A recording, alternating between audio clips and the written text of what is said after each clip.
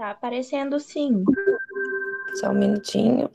Apareceu aqui para nós também. Pronto? Beleza. Qualquer coisa é só me interromper, viu? Então, é um prazer a gente falar sobre o câncer, né? Eu vou dar um geral para vocês de câncer do colo, né? Do intestino grosso, do reto e do ânus. Porque às vezes a gente acha que o câncer do reto e do ânus é a mesma coisa e vocês vão ver que é tudo diferente, né? Até a maneira da gente pensar, o tratamento, a maneira de surgimento desse câncer do ânus é diferente, na maior parte das vezes, do surgimento dos cânceres do reto e do colo. Então, ó, é a segunda causa de câncer no mundo, isso aí está mudando, né? Hoje, no país, é a segunda causa, né? O segundo câncer mais comum aqui no país, né? Nos países desenvolvidos já era, no nosso país também, que está sendo já considerado o segundo câncer mais comum. Uma incidência que a gente tem de 2010, né? Era de 28 novos casos de câncer de intestino como um todo.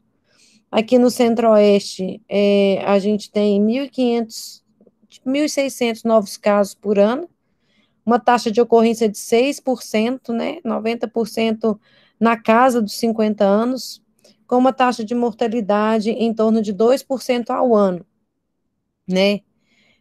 Tem relativamente um bom prognóstico, né? Então, a gente. Assim, uma coisa interessante da gente ressaltar já desde o princípio é que o câncer, é um dos poucos cânceres na medicina que são 100% preveníveis, né? Nós vamos falar de prevenção um pouquinho mais para frente, mas é um dos cânceres preveníveis aí, 100% é o câncer do intestino, né? Fatores de risco são os fatores de risco comuns na maioria dos tumores, né? Que é a história familiar, predisposição genética, nos casos das síndromes hereditárias, a dieta, o fator álcool e tabagismo, né, essa dupla presente na maioria dos cânceres, especialmente os adenocarcinomas do trato gastrointestinal, a idade, né, a gente sabe que a incidência tende a aumentar com a idade, mas a gente sabe que os tumores que aparecem numa idade mais jovem são tumores normalmente mais agressivos, então mais relacionados a uma taxa maior de mortalidade do que os tumores que aparecem nos pacientes mais idosos, né? A atividade física regular, aí de moderada intensidade, né, é um fator de proteção para o câncer de intestino. E uma ocorrência que a gente tem, né, são as formas mesmo, né? Formas esporádicas, hereditárias e familiares. Isso é importante a gente falar, acho que o pessoal confunde muito as síndromes hereditárias com a predisposição que a gente tem um fator de risco a mais por ter um caso na família, né? Então, a maior parte dos tumores são dos tumores esporádicos, né? Os tumores de intestino são esporádicos, são aqueles tumores que normalmente aparecem no paciente já na sexta década de vida, né? Aparece como uma lesão isolada no intestino grosso. Diferente das causas hereditárias, né? Que são tumores que aparecem normalmente com pacientes mais jovens, aí são passados, quando a gente chama hereditário, é porque ele é passado por herança genética de pai para filho. A gente sabe que todo tumor tem uma base genética, né, gente? Assim, é claro que a gente precisa que ocorra uma alteração genética, uma mutação para aquele tumor se desenvolver. Mas nem todo tumor é hereditário. Quer dizer, nem todo tumor é passado de pai para filho, de geração em geração. Então, isso é um conceito que eu gostaria que vocês já firmassem desde já, né? Quando a gente tem os tumores familiares, a gente tem esse polimorfismo genético, com modificadores genéticos, né?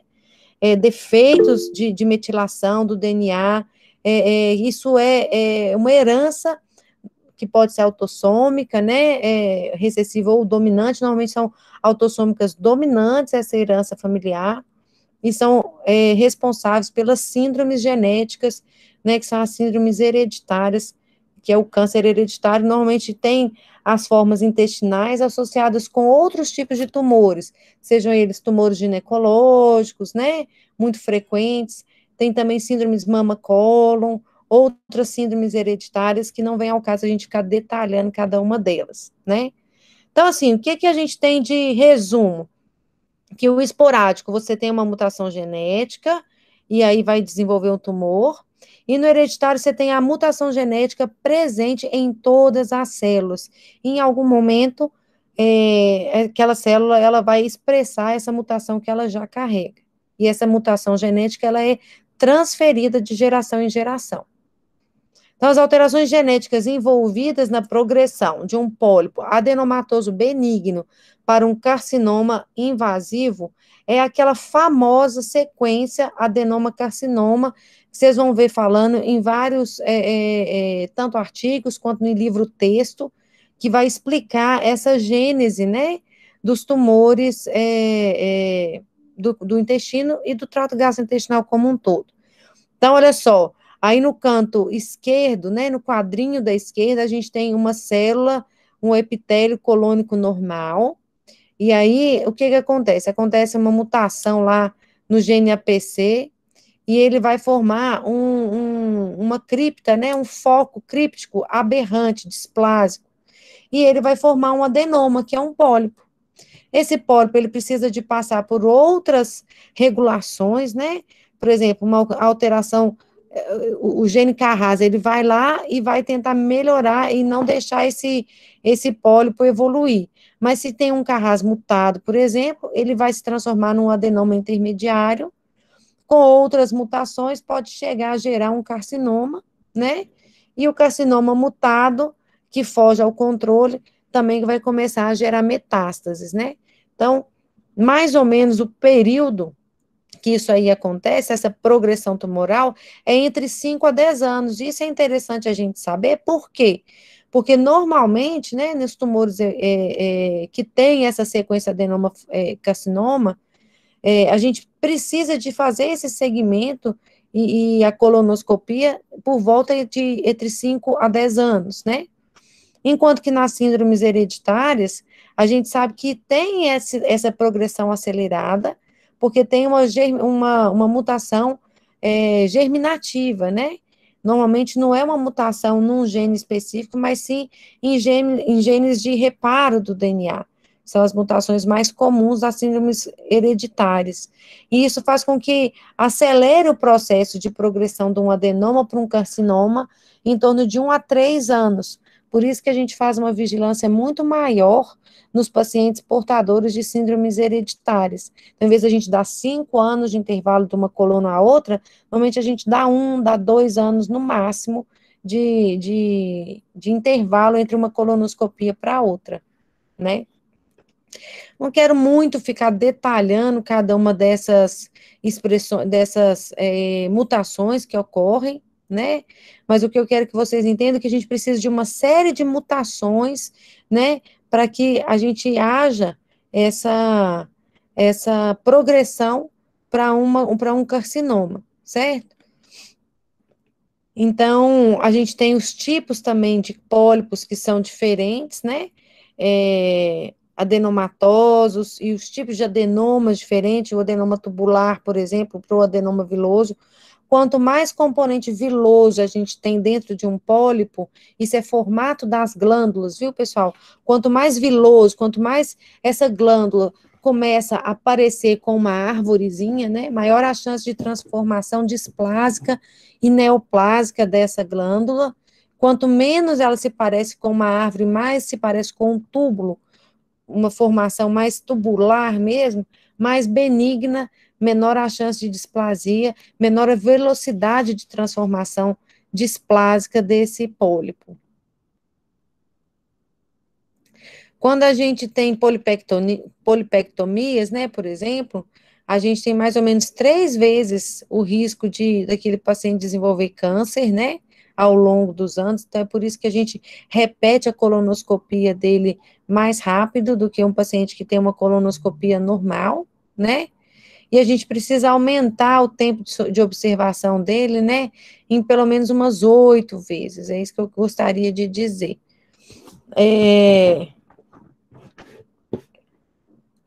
Voltando aí, essa incidência aí, né? Normalmente, como a gente começa nos tumores esporádicos apresentar na sexta década, e como a gente sabe que até chegar a desenvolver o câncer, normalmente o câncer esporádico, ele demora 10 anos, é por isso que o início da prevenção por colonoscopia, a gente fala que é lá aos 50 anos. Isso tem mudado desde 2018. A Sociedade Americana de Câncer, ela começou a recomendar uma diminuição nessa colonoscopia de início para 45 anos, isso é uma tendência a virar 45 anos em todas as sociedades, mas hoje é só a Sociedade Americana de Câncer que faz isso. Isso ainda não se estendeu para sociedades europeias e mesmo para a Sociedade Americana de Cirurgiões Coloretais. Então, para todas as demais sociedades, ainda é 50 anos. E, né, só ressaltando que a base para essa recomendação é essa sequência adenoma-carcinoma com essa duração mesmo de 10 anos. Então, lá, definição de pólipo coloretal, né? A gente tem uma definição macroscópica e microscópica, né? Existem essas classificações de Amada, depois as classificações também de Paris, né? Dos pólipos, das lesões elevadas. Isso também não vou detalhar aqui com você, só para a gente entender. Mas a gente tem os pólipos chamados hiperplásicos, né? Os pólipos hiperplásicos, diferente dos pólipos adenomatosos, são pólipos considerados inflamatórios, né? Não neoplásicos, né? Então, são pólipos que a própria mucosa do cólon, ele vai se diferenciar, formando projeções hiperplásicas da glândula, isso tem a ver com inflamação, com defesa do próprio organismo, não tem a ver com essa formação adenomatosa que a gente começou a falar, né? Tratamento, desculpa, um carcinoma invasivo no pólipo, né? Num pólipo de 1 centímetro, a gente tem 5% de chance de encontrar alguma malignidade, né? Pólipos com 2 centímetros, então pólipos maiores, você já tem uma chance de, em metade dos casos desses pólipos grandes, da gente já encontrar algum grau de displasia e já de carcinoma invasivo nesse pólipo. Então, o tamanho do pólipo, ele tem também uma importância significativa para quando a gente vai pesquisar microscopicamente essas alterações displásicas, né? Aí, ó, olha um pólipo, por exemplo, um pólipo que tem câncer nele, né? Um pólipo malignizado. Aí, por essa figura da esquerda, a gente vê que o pólipo pediculado, ele demora mais para atingir a submucosa, né? E justamente por demorar mais para atingir a submucosa, a gente tem uma chance maior de cura endoscópica. A gente vai lá na colonoscopia, retira esse pólipo e pronto, não tem que fazer mais nada em relação ao tratamento desse câncer, né? Ele foi totalmente retirado, quando o pedículo está livre. Mas ainda na figura da esquerda, o esquema aí da direita dessa figura, né, que é o pólipo céssio, né, a gente vê que é muito mais rápido a progressão dele para a submucosa. Então, para os pólipos césseis, a gente tem uma dificuldade e uma chance de ressecção de pólipos malignizados só por colonoscopia pequeno. Então, provavelmente, se eu faço uma ressecção de pólipo céssio na colonoscopia, esse pólipo é malignizado, tem uma chance muito maior de eu precisar operar esse paciente, né, para poder tratar de uma maneira mais adequada esse tumor desse paciente. O câncer hereditário, né, gente? O câncer coloretal, antigamente era chamado assim, ó, câncer coloretal, não polipose, mas que é hereditário, né? Hoje a gente não usa mais essa denominação, né, do HNPCC, né? A gente prefere falar que são os cânceres hereditários, né? Tipo síndrome de Lynch mesmo, que não estão relacionados a essas síndromes polipóides aqui, ó, né? As síndromes polipóides hereditárias, né, são a polipose clássica e as variantes da polipose clássica, que é o Gardner e o Turcot, né? E além dessas síndromes adenomatosas, a gente ainda tem as síndromes amartomatosas, que também são hereditárias, também tem uma chance grande da gente ter malignidade nessas síndromes, né? Pacientes jovens, né? e que a gente trata de maneira diferente, tanto da síndrome não polipose, né, quanto dos tumores hereditários. Ainda falando de síndromes amartomatosas, por exemplo, né, uma bem comum é o Peutz-Jeghers, é aquele paciente que tem umas efélides, né, umas sardas na boca, são pacientes mais jovens, são doenças hereditárias do tipo autossômico dominante. O que é um pólipo amartomatoso, gente? É aquele pólipo que parece uma pipoca. Eles são muito comuns no delgado, né? Não que ele não possa dar pólipos no cólon, mas eles são mais comuns no delgado. E o paciente tem essa hiperpigmentação, né? É responsável por até 10% dos tumores do trato gastrointestinal, né? E pode ter manifestações extraintestinais. O que que a gente tem de manifestação clínica desse tipo de síndrome? É sangramento mesmo e obstrução intestinal, porque como faz um pólipo grandão no intestino delgado, principalmente, é mais fácil a gente ter uma obstrução intestinal, né? Então, o paciente, muitas vezes, o paciente índice da família, ele é operado na urgência, ou por sangramento ou por obstrução, e aí, na biópsia, né, da peça cirúrgica, a gente descobre que era um amartoma, num paciente jovem, e aí vai pesquisar a família, e vai pesquisar os testes genéticos para Peutz-Jeghers, por exemplo, e aí a gente acha esse diagnóstico, e aí tem todo um rastreamento específico da família e um acompanhamento diferenciado desses pacientes. Polipose juvenil familiar da mesma forma, né? É também amartomatoso. Isso aqui a gente tem, geralmente, um paciente com um tumor de delgado ou de cólon mesmo, associado a algumas outras síndromes, né, genéticas, algumas malformações congênitas, esse paciente, às vezes, com uma hidrocefalia, cardiopatias congênitas, né, isso é bem característico de polipose juvenil.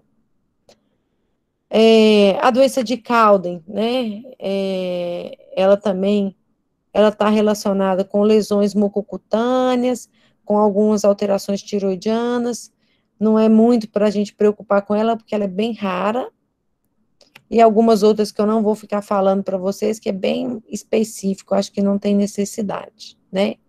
Agora, a polipose adenomatosa familiar, vale muito a pena a gente falar sobre ela. Tá vendo aqui nessa figura ilustrativa aqui do lado? A gente tem múltiplos pólipos, aqui é uma peça de um cólon aberto, né, pós-operatório, uma peça cirúrgica com múltiplos pólipos, já com um tumor aqui do lado esquerdo, né? O paciente jovem vai apresentar tumores já na segunda, terceira década de vida, né? E se não tratado de maneira adequada, né, provavelmente na quinta década de vida ele já vai estar com um tumor que já levando ele à morte, né, por já estar avançado, metastático, e atinge igualmente os dois sexos.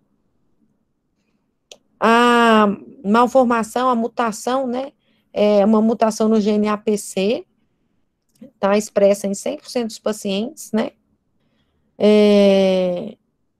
e uma das coisas comuns na PAF, né, na polipose familiar, é mesmo a hipertrofia de epitélio pigmentar da retina e algumas lesões extraintestinais. Uma variante da polipose adenomatosa é o quê? É você ter a PAF e ainda ter Gardner e Turcot, né? Gardner são outros tumores extraintestinais, e Turcot, sistema nervoso central, tumor no sistema nervoso central. Toda vez que a gente está diante de uma síndrome hereditária, a gente precisa encaminhar esse paciente e a família para um aconselhamento genético, né? Para a gente também ver como que vai ser o rastreamento dos demais membros da família e aconselhar mesmo, né, o paciente que tem, geralmente são pacientes jovens, né, a respeito até mesmo de decisão sobre reprodução, o que é a chance dos descendentes terem ou não terem a síndrome, né, desse paciente vir a ter filhos que às vezes pode desenvolver a doença, né, e tumores numa fase jovem, né, de idade. Então, isso é uma decisão que a pessoa tem que estar bem consciente. A pessoa que tem, né, a síndrome adenomatosa familiar, por exemplo, ou síndromes genéticas a respeito de reprodução.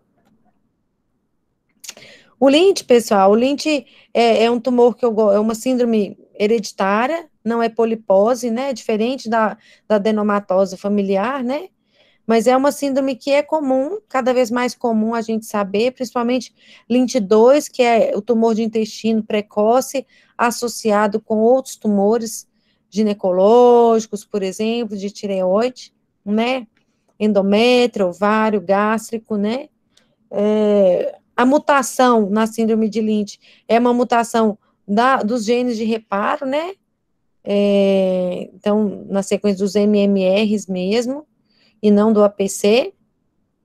A gente tem um critério básico para a gente fazer o diagnóstico da síndrome de Lynch, que é o critério de Amsterdã. O que é o critério de Amsterdã? Tem que ter 3 parentes com câncer de colo, né?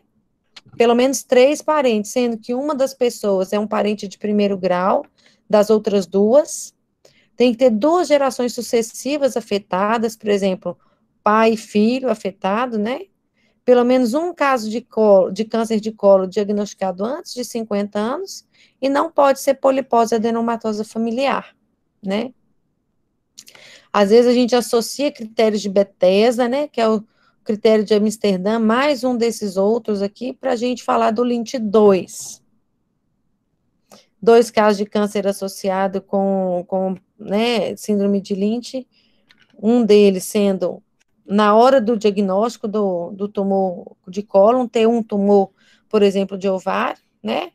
Um parente de primeiro grau com câncer associado a Lynch, né, antes dos 45. Um paciente de câncer de cólon ou de endométrio antes dos 45, ou do lado direito antes dos 45 anos. Mesma coisa, manter aconselhamento genético, né? A gente faz painel para todos esses pacientes, né? E eu gosto de falar primeiro dessas síndromes hereditárias, porque são mais complicadinhas da gente entender e às vezes a gente mistura com o tipo mais comum, que é esse que a gente fala que é o segundo câncer mais frequente no mundo, né? Que é o câncer de colo. A gente está falando sempre do câncer esporádico, tá? É a forma mais comum dos tumores de intestino também, né? E não tem nada de sinal e de sintoma específico que é só do câncer do intestino, né?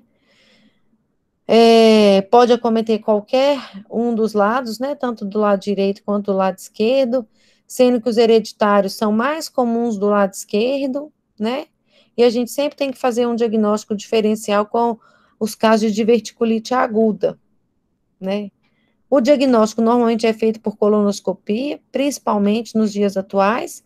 Eu gosto de deixar essas ilustrações aqui dos exames contrastados, que cada vez mais são exames para o museu, né, e para os livros texto mesmo, a gente usa menos, porque a colono tem sido cada vez mais disponível, né, em todos os serviços. E o estadiamento, a gente tem que ter a colonoscopia que fez o diagnóstico e aí vai fazer as tomografias, né, de abdômen, de pelve, de tórax. Nos casos de reto, a gente usa a mão da ressonância magnética para poder fazer o estadiamento. Exames laboratoriais como CEA, né, de marcador tumoral, que só tem valor quando você já tem o diagnóstico, né, porque ele é muito mais para acompanhamento e antes da cirurgia ou do tratamento como um prognóstico de boa resposta ao tratamento, do que diagnóstico, né? Às vezes a gente vê o pessoal na prática aí, às vezes ginecologista ou outras pessoas, clínico geral mesmo, solicitando marcador tumoral para diagnóstico, não faz diagnóstico de nada, né? E os demais exames, quando a gente precisa em casos específicos, né? Ultrassom intraoperatório muito pouco utilizado. A colono pós-operatória a gente faz quando a colono de diagnóstico não foi completa. Então, às vezes você faz uma colonoscopia, ela chega na lesão, mas ela não consegue transpor a lesão. Nesses casos, depois do tratamento cirúrgico, a gente precisa repetir essa colonoscopia de uma maneira mais precoce, até 6 meses depois da cirurgia. E o tratamento cirúrgico, né, gente? essencialmente cirúrgico para tumor de colo, né? Pode ser com ou sem colostomia, pode ser uma colectomia parcial, uma colectomia total. Lembrando que toda cirurgia oncológica, a gente também faz uma linfadenectomia regional, porque aí a gente garante, né, que está tirando também os gânglios, né, de drenagem linfática ali daquela região acometida pelo tumor. Isso melhora a sobrevida livre de doença, a sobrevida global, e diminui a chance de recidiva local e de metástase à distância, né? E o estadiamento patológico, que é aquele que a gente faz depois da cirurgia. Aí a gente tem a opção de tratar os pacientes com quimioterapia, desculpa, ou antes ou após a cirurgia. Isso que eu falei com vocês aqui, que é a cirurgia dos tumores, né? Elas sempre tiram toda a cadeia ganglionar também, né? Para ser oncologicamente adequada. O estadiamento, a gente tem essas classificações de Dux, Dux modificado, Aster-Kohler, a muito conhecida, né, que é o TNM, né? A gente também é muito comum, na hora que vai operar, a gente vê qual que foi a doença residual. Se não ficou doença nenhuma, a ressecção foi R0, por isso que é ressecção e não deixei zero de tumor, né? Então, R0, pode ser R1, deixei tumores pequenos macroscopicamente, e R2, deixei tumores maiores, né? Às vezes são doenças irressecáveis totalmente, né? E para a gente ter uma ressecção oncologicamente adequada do cólon, a gente tem que ter no mínimo 12 linfonodos no pós-operatório, na peça cirúrgica. Não vem ao caso a gente esmiuçar o TNM, né? Fica de citação para vocês, depois olharem isso com calma. Mas, o que é interessante a gente falar? O estadio que o paciente é classificado, né, a gente tem um prognóstico. Por exemplo, os pacientes que estão em estádio 1 e que foram operados, a gente tem uma sobrevida global em torno de 90% em 5 anos, isso é muito bom. Estádio 2, a gente tem, e que foram operados, uma sobrevida global de 75%, estádio 3, 50%, estádio 4, 5% sobrevida global em 5 anos, né? Quando vai para a quimioterapia, o estádio 3, ele aumenta um pouquinho a sobrevida global, e o estádio 4 aumenta bastante a sobrevida global, né? E aqui o estadio 2 é porque nem sempre o estadio 2, ele tem um ganho de sobrevida, então a gente tem que ver caso a caso qual que é o paciente que a gente vai complementar o tratamento com a quimioterapia. Tumores do reto, né, e aí a gente separa mesmo, porque hoje é um capítulo à parte, né, os tumores do reto, o tratamento que tem mudado muito de alguns anos para cá, de duas décadas, 3 décadas para cá, né, mudou, bem dizer, completamente, né, hoje a gente não trata reto de uma maneira que não seja multidisciplinar, a gente precisa da ajuda do radioterapeuta, do oncologista clínico, do fisioterapeuta, né, nesse contexto de pré-habilitação cirúrgica, é fundamental que a gente tenha isso aí junto. Sinais e sintomas de reto, como a lesão está muito próxima da via de saída, é muito comum que o paciente manifeste sangrando, ou mesmo tendo uma urgência evacuatória, chega lá, não consegue evacuar, que é o que a gente chama de tenesmo. Às vezes o paciente, ele não libera sangue, mas ele libera muco em excesso, né? E alteração do hábito intestinal. Isso eu falo muito, pessoal, assim, o primeiro sintoma mais comum nos tumores do cólon e do reto é uma dor abdominal inespecífica, né? Aquela dorzinha chata, inespecífica, que a gente não associa a nada, né? A alimentação, a nada específico, mas é uma dorzinha que te incomoda, é o primeiro sintoma. Então, dor abdominal não é comum. Se você está tendo uma dor abdominal, ou alguém da família tendo uma dor abdominal que recorre, né, por um tempo, é importante que a gente procure a ajuda médica, né? Para a gente ver qual que vai ser o exame, para a gente poder direcionar esse paciente, tá? Agora, o sinal mais comum, o primeiro sinal mais comum do câncer do intestino é o sangramento, né? Então, o primeiro sintoma mais comum é a dor, o primeiro sinal mais comum é o sangramento. Lembrando que entre o início da dor e o sangramento, a gente tem aí 2, 3, 4 anos de diferença. Então, é por isso que é importante a gente ficar atento ao sintoma da dor abdominal inespecífica. Combinado? Só um minutinho, gente. Não. Como diagnóstico diferencial, a gente tem diversas doenças que podem se apresentar com uma mucorreia, com uma diarreia, ou mesmo com um sangramento, mesmo não tendo a diarreia associada, né? Que são as doenças inflamatórias intestinais, as doenças que manifestam com sangramento depois do paciente ter passado, por exemplo, por um tratamento com radioterapia para tratamento de tumor de próstata, né? A procidência, né, que é o prolapso do reto, ele também pode manifestar com sangramento. Uma úlcera retal solitária naqueles pacientes cronicamente constipados, né? E também manifesta como sangramento. Então, são alguns dos diagnósticos diferenciais, além do que a gente comentou da diverticulite, né?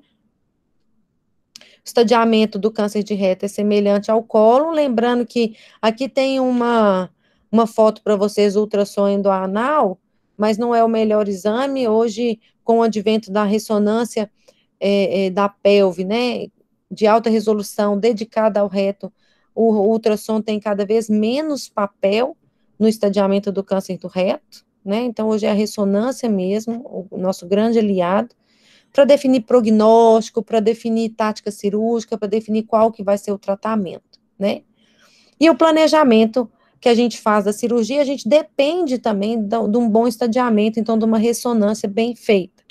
O planejamento pode ser com a preservação do esfíncter ou não, então a gente trata fazendo uma emenda baixa lá no canal anal, ou às vezes tendo que retirar o reto como um todo, e aí ficar com a colostomia definitiva, e a gente pode ou não propor a radioquimioterapia antes da cirurgia, porque isso, além de diminuir a lesão, fazer um downstaging da lesão, a gente sabe que diminui muito a taxa de recidiva local da doença, né?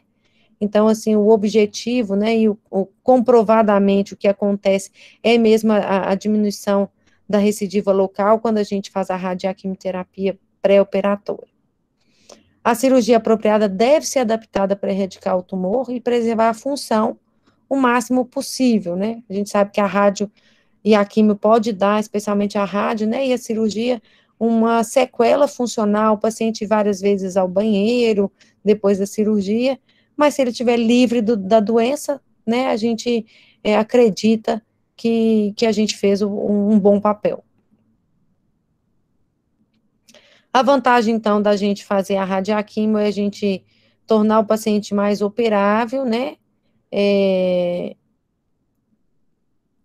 Tem a questão da enterite actínica também, quando a gente faz pré-operatório, ela é menor, né? O que é a enterite actínica, pessoal?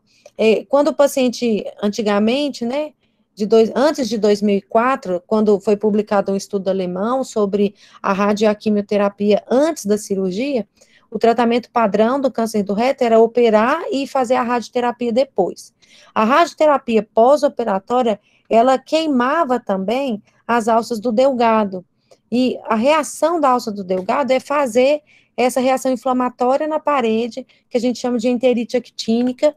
Isso era causa de sangramento, de dor, de estenose no delgado. Então, às vezes, o paciente tinha essa toxicidade muito grande com a rádio e a quimio pós-operatória. Então, do estudo alemão de 2004 para cá, a gente começou a dar preferência para a radioquimioterapia pré-cirurgia, certo? E o tipo de cirurgia, né? A excisão local, ela está hoje indicada para as lesões baixas, para tumores iniciais, que tem no máximo 4 centímetros de diâmetro, né? ocupam menos do que 40% da luz do órgão, né, estadios 1 e 2, né, com uma diferenciação boa, né, grau 1, grau 2 de diferenciação, e que não tem invasão vascular e nem linfática. Então, são fatores que permitem se tratar o câncer do intestino, o câncer de reto, de maneira local, transanal, né. As vantagens é que é uma cirurgia muito menor, né, e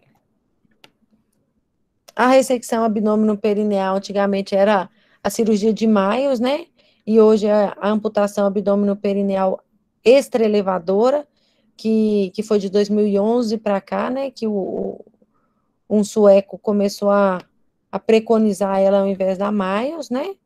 Que são aquelas cirurgias de reto ultra baixo, quando acomete o espaço interesfincteriano.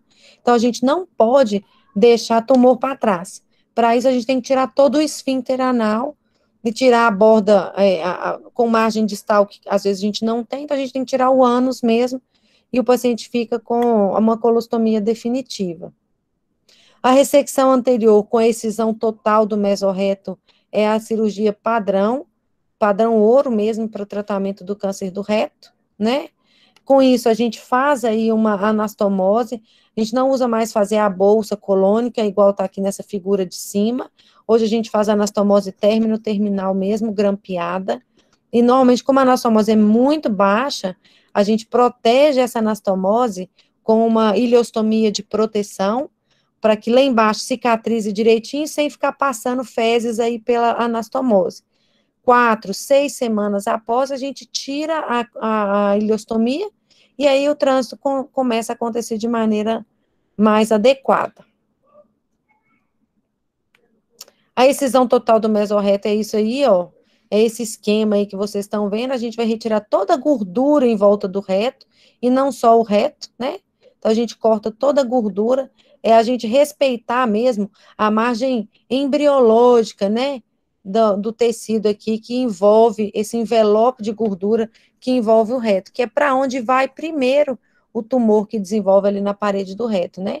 Com isso, houve uma diminuição importante da recorrência local, aí que eu estou falando para vocês, ó, de 30% para 5%, quando a gente começou a fazer essa cirurgia de excisão total do mesorreto.